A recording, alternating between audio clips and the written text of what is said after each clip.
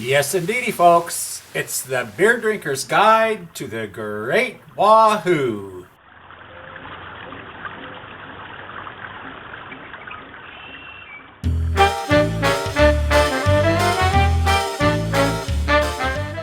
And now it's time for Remodel Mania. When last we visited Remodel Mania, we looked at the new construction and renovation that happened at good old Boise High.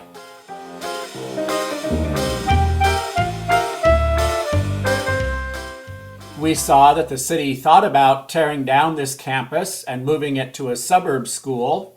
However, it was decided to keep the downtown campus as a unique experience for the education of our kids. It was also seen as an opportunity to maintain the integrity of the neighborhood.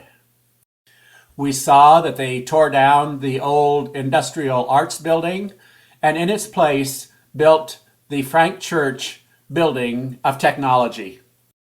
In November of 1999, this building was one of only 40 throughout the nation to receive a citation award from the American School and University magazine.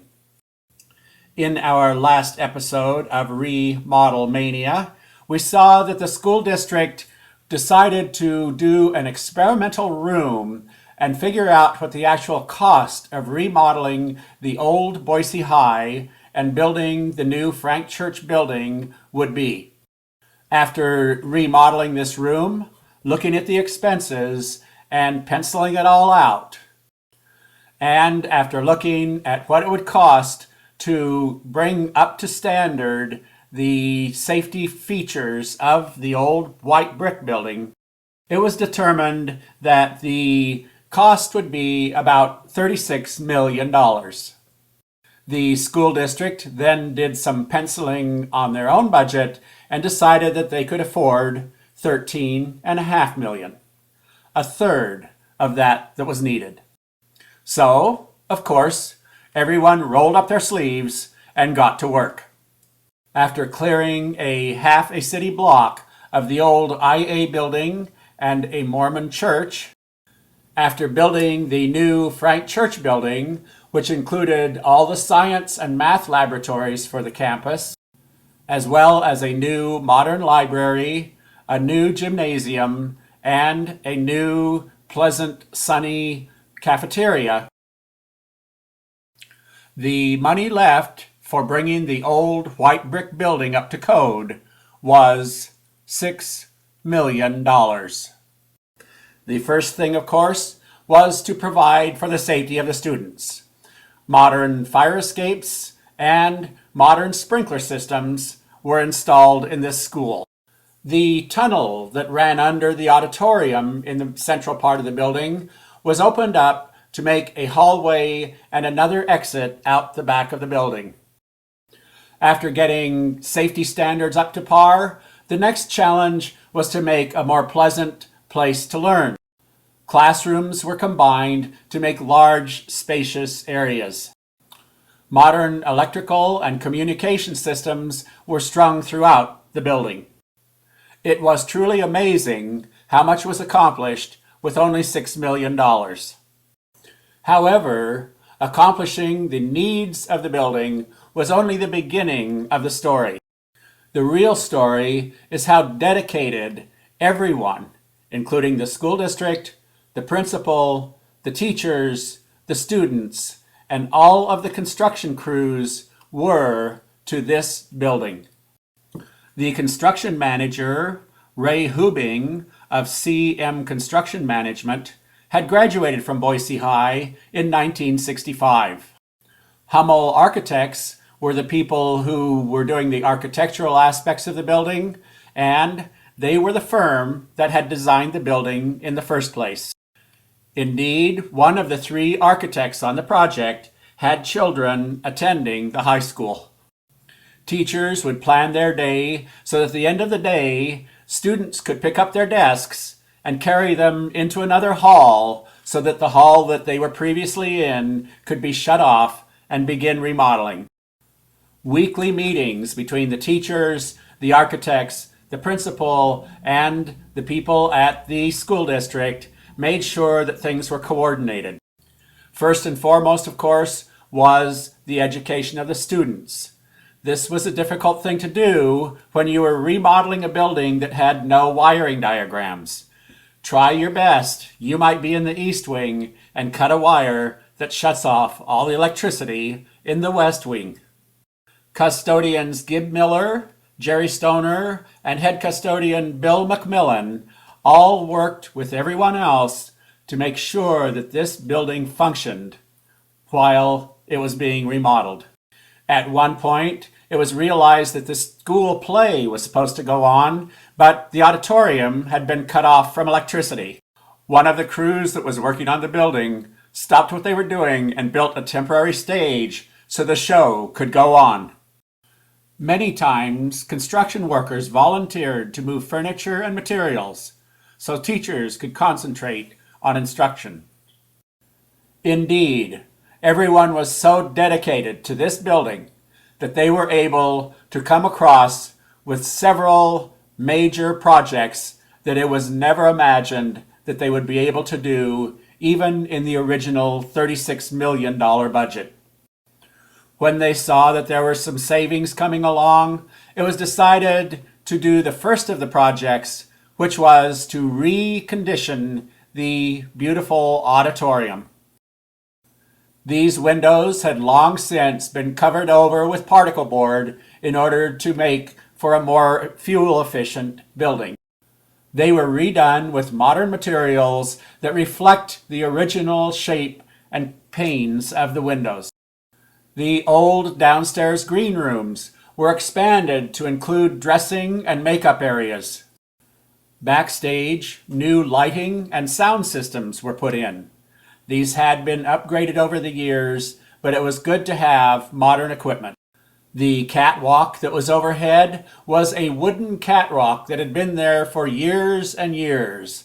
That was replaced with a modern steel structure. And the rigging that pulled the scenery up and down into the fly over the stage was ropes and pulleys. That was replaced with modern cables and electric motors.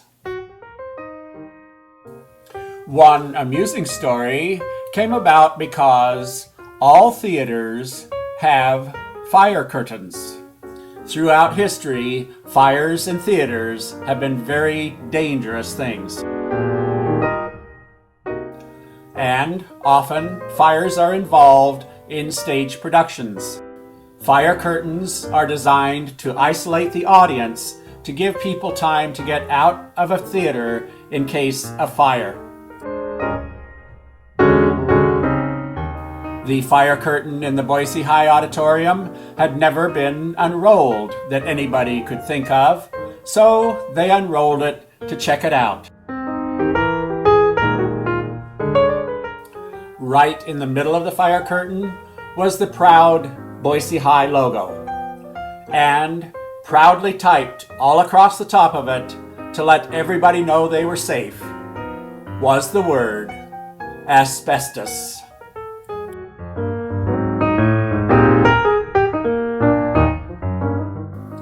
Needless to say, a new fire curtain was immediately added to the budget. The auditorium has a beautiful, beautiful ceiling. It was noticed that this ceiling had some cracks in it, and after some deliberation, they decided there was enough money in the budget to go up and fix the cracks in this plaster ceiling. Scaffolding was brought in and filled the entire auditorium. While they had the scaffolding in place, all the walls were scraped and painted, and, of course, the muse that looks over the proscenium was given a dust-up. Much to everyone's surprise, when they reached the ceiling, they found that it was not made of plaster at all. Instead, it's made of horsehair and canvas. It was consciously designed for acoustics, and this auditorium has always been known for its excellent acoustical qualities. The net result of this discovery was that instead of expensive repairs in plaster, they merely needed to do some simple and inexpensive fixing of tears. Another big consideration in the auditorium were the chairs. The chairs had wooden backs. It was considered and talked about again and again what to do about the chairs.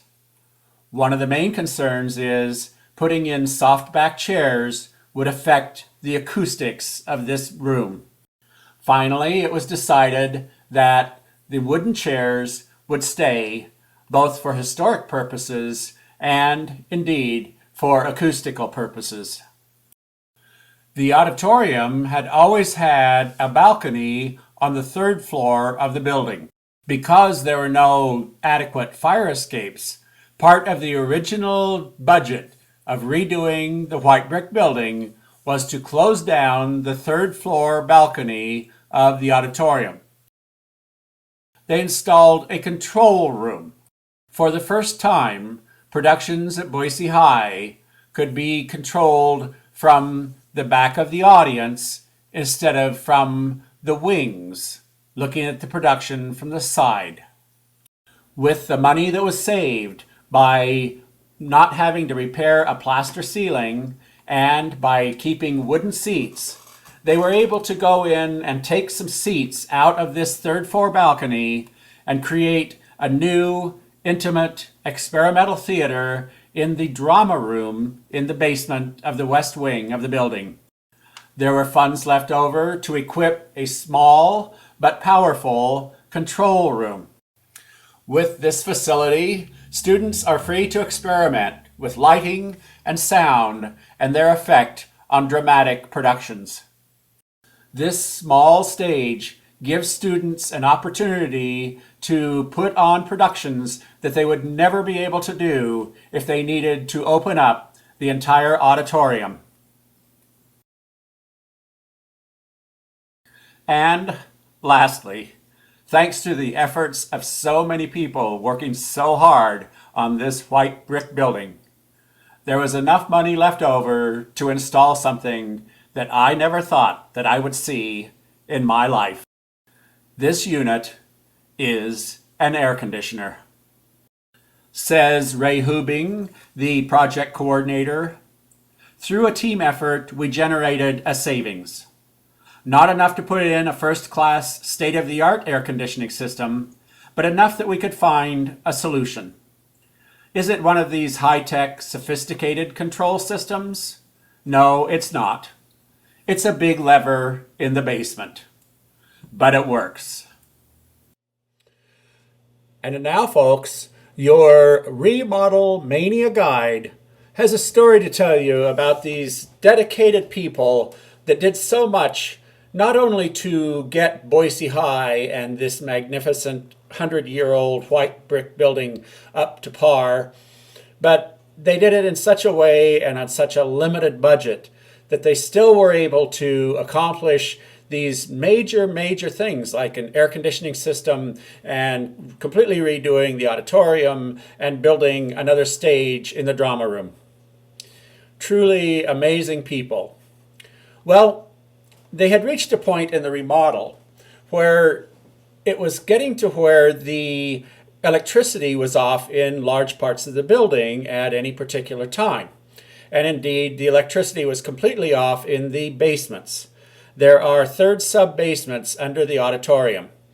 These basements held the old blowers that used to keep the air fresh in the auditorium and in the high school. And they go down, well, there's the basement under the auditorium, and then they go down to another level, and then they go down to a third level under that.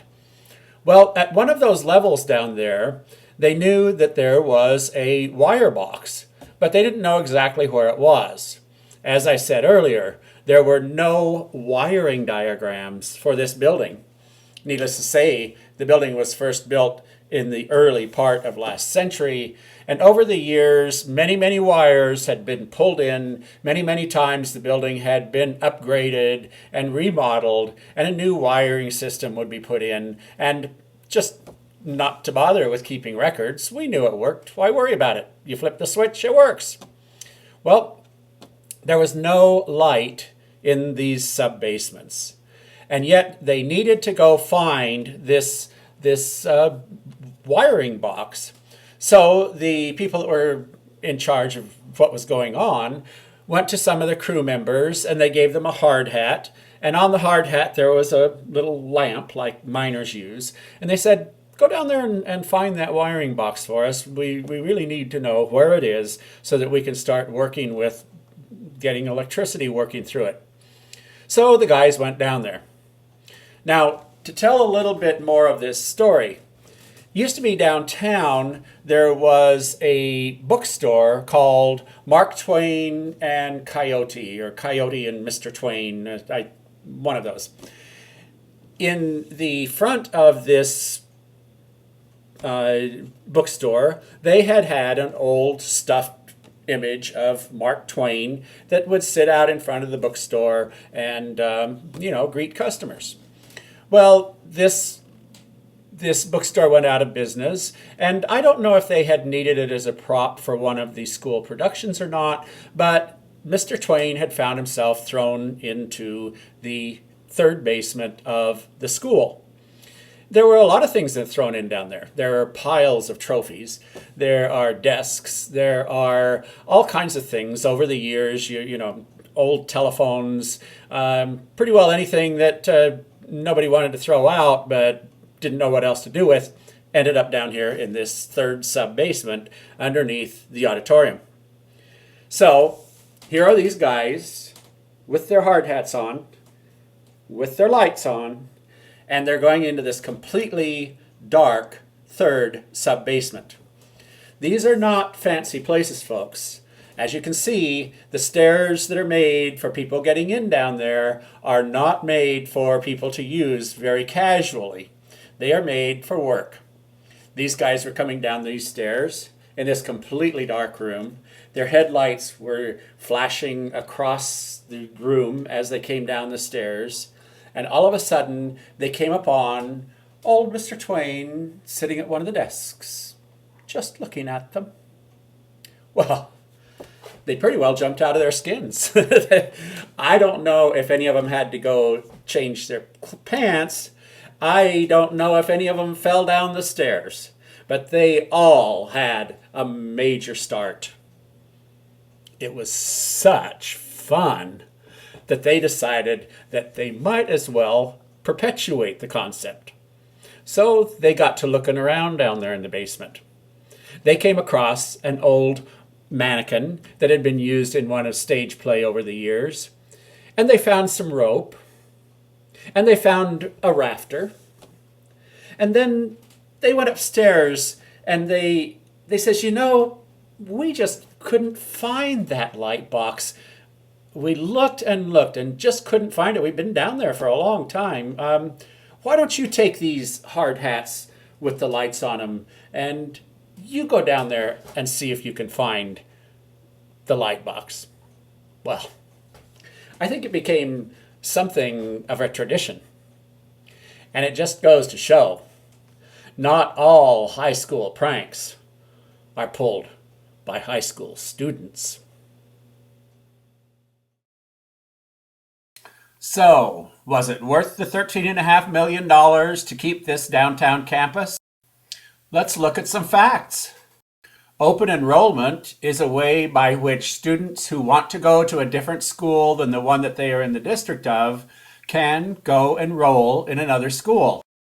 At any time, you can change your school to any high school in the valley. Any school, that is, except Boise High. There are so many students wanting to get into Boise High and so many parents wanting to get them there that if you want to enroll in Boise High, you had better do it while your kid is still in grade school. Besides being an urban campus and an interesting place to go to school, one of the things that attracts people to attending Boise High and sending their kids there is the number of National Merit Scholars. Many schools are proud to have 1, 2 or 3 National Merit Scholars.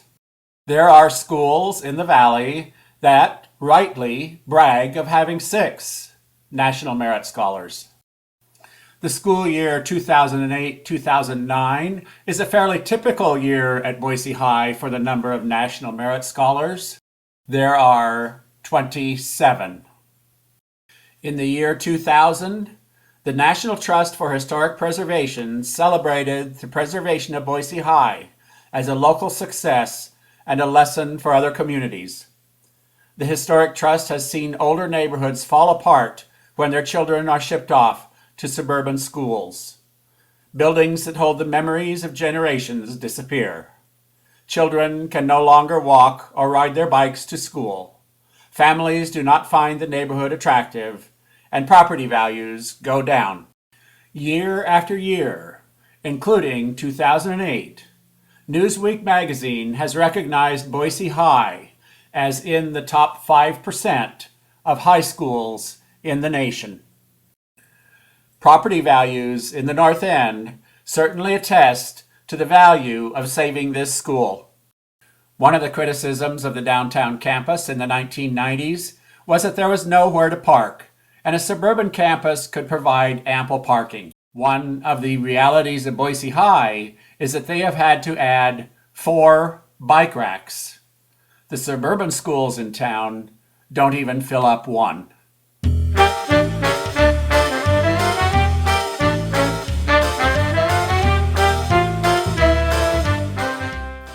The new Oxford American Dictionary tells us a definition of mania is a specific type of obsession, denoting extreme enthusiasm or admiration. Certainly, the way that the community approached this 100-year-old campus and the way that everyone involved went to work on an extremely limited budget and dedicated themselves to delivering for the students something far beyond what the budget merited, qualifies the rebuilding and the restoration of Boise High as a complete and excellent example of Remodel Mania.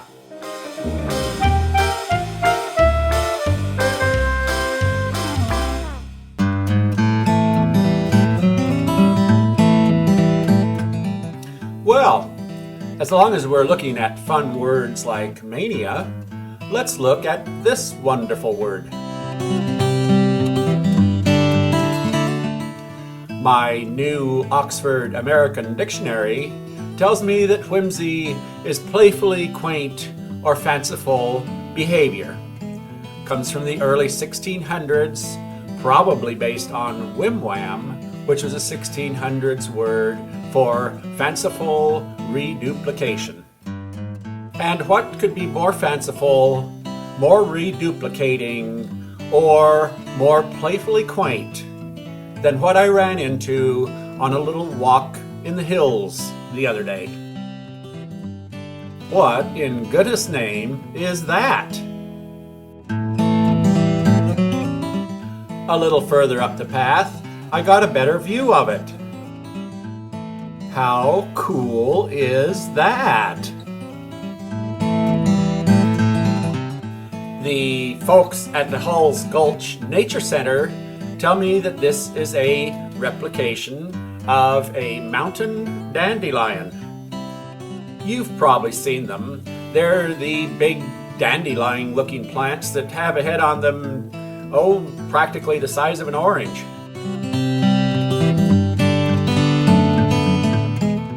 This was installed at the Nature Center headquarters on Saturday, October 11th, 2008.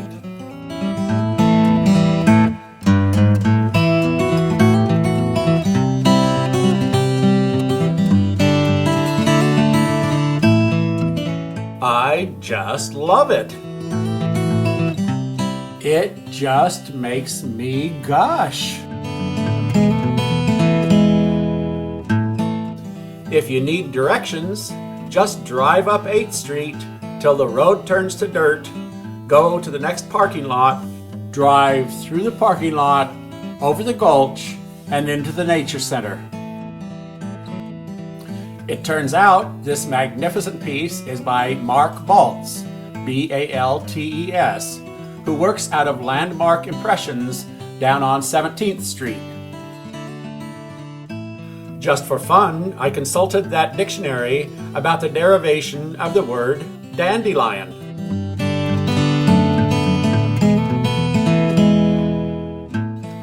It comes from a French phrase based on medieval Latin, dens leones, or the lion's tooth, based upon the ragged edge of the plant's leaves. But alas, folks, as much as I love this sculpture, apparently the artist did a crappy job of building it. When you look on top of the Nature Center's roof, you see where a big wind came by and sent the seeds a-flying. Those artists, is that whimsy or what? Indeed, it seemed to be a day for whimsy. On the walk up to this dandelion, I had noticed these little mushrooms in the middle of October pushing their way up through the ground. What a beautiful October day, a day to celebrate the glorious whimsy of the Great Wahoo.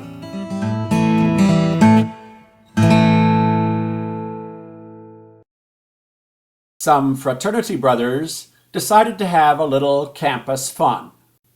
They got themselves 3 goats.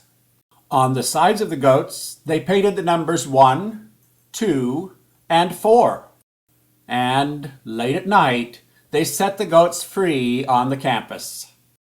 The next morning, the campus police were still searching for that all-elusive goat number 3.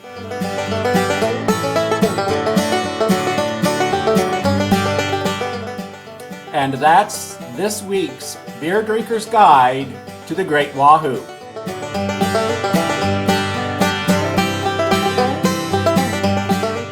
Thanks for watching.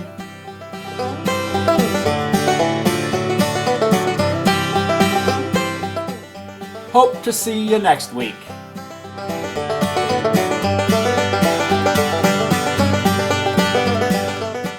In the meantime, keep celebrating the Great Wahoo!